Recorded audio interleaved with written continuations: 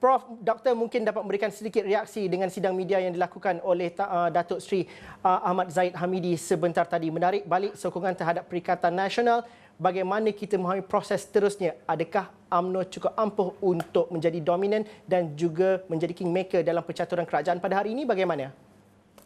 Yang pertama, saya lihat kita tak boleh membuat apa-apa kesimpulan lagi pada hari ini kerana walaupun Presiden Parti telah menyatakan parti telah menghantar surat, namun bagi saya kenyataan beliau itu perlu disahkan terlebih dahulu oleh pihak istana.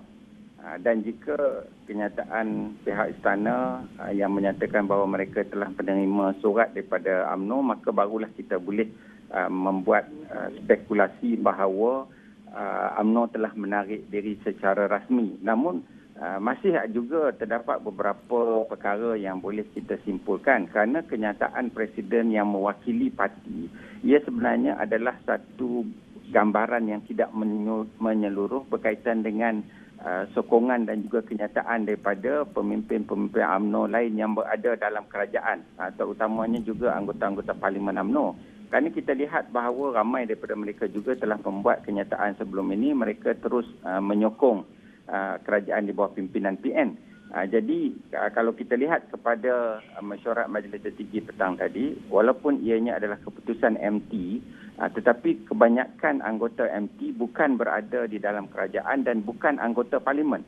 Jadi ini satu perkara yang agak sukar dan sulit untuk kita membuat rumusan. Kerana sebelum ini telah beberapa kali MT membuat keputusan untuk menarik balik, tetapi keputusan itu tidak seiring dengan kenyataan-kenyataan yang dibuat oleh pemimpin UMNO, terutama mereka yang berada dalam kerajaan dan juga mereka yang menjadi anggota parlimen.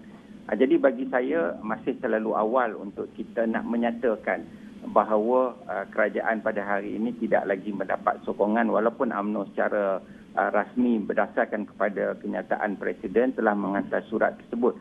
Kerana kita lihat jika kita tidak ada satu maklumat yang lengkap berkaitan jumlah sokongan anggota-anggota parlimen terhadap kerajaan pimpinan PN pada hari ini, maka kita tidak boleh membuat kesimpulan bahawa kerajaan pimpinan Tan Sri Muhyiddin telah kehilangan sokongan majoriti.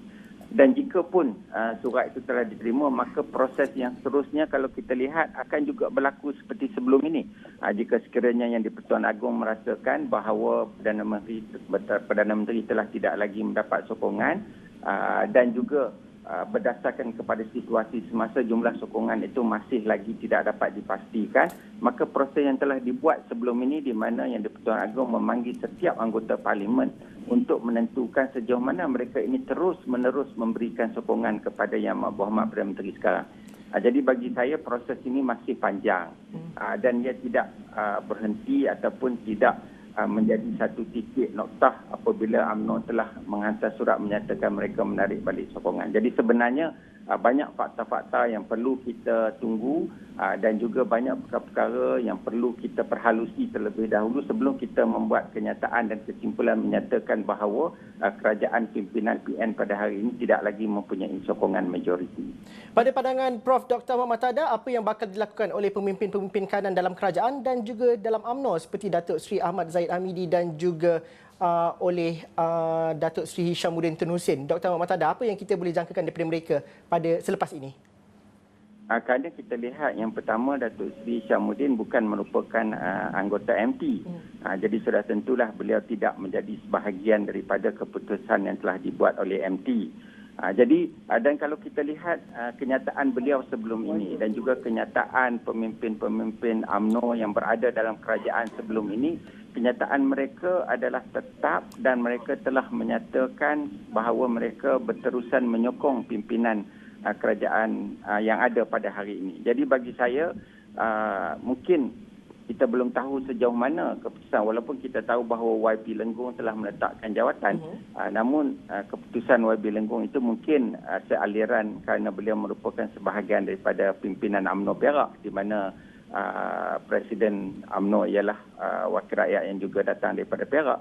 Jadi mungkin yang lain kita belum tahu lagi keputusan-keputusan, termasuklah pimpinan tertinggi seperti Yang Amat Berhormat Timbalan Perdana Menteri, Menteri Kanan Datuk Seri Hishamuddin dan sebagainya. Jadi bagi saya tidak menjangkakan bahawa keputusan yang dibuat oleh MT UMNO ini ia akan sealiran dan sehaluan dengan pemimpin-pemimpin UMNO lain yang ada dalam kerajaan, termasuklah Timbalan Perdana Menteri ataupun Menteri Kanan Datuk Seri Hishamuddin sendiri. Kerana sebelum ini mereka pun pendirian mereka juga adalah berbeza dengan pendirian yang telah dibuat oleh MKT sebelum ini.